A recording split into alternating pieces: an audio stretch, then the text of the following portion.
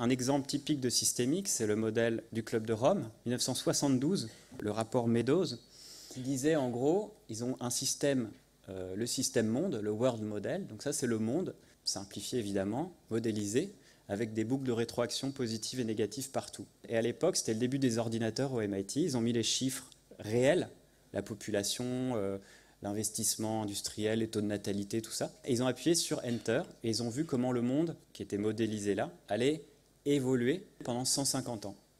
1900-1972, il y a la population mondiale qui commence son exponentielle, là en gris, la production alimentaire, en vert et en rose, c'est l'économie, les services et l'industrie. Du coup, la pollution commence aussi son exponentielle, et là, c'est les ressources non renouvelables qui commencent à s'épuiser. Ça, c'est les données réelles. Et ils appuient sur Enter, et le modèle donne ses pointillés.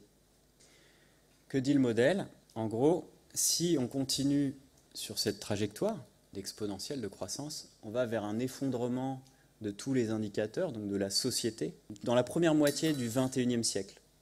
Nous, on est ici, là, avec un début, donc effondrement de l'économie, de la production alimentaire, la population mondiale qui commence à décliner sur le modèle en 2030, et puis plus grande inertie pour la pollution qui décline avec 20 ou 30 ans d'inertie.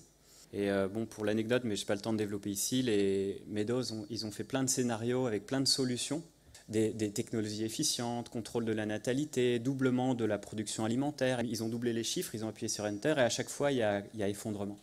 Sauf dans un cas, quand ils ont mis toutes les solutions ensemble, et quand on commence dans les années 70-80.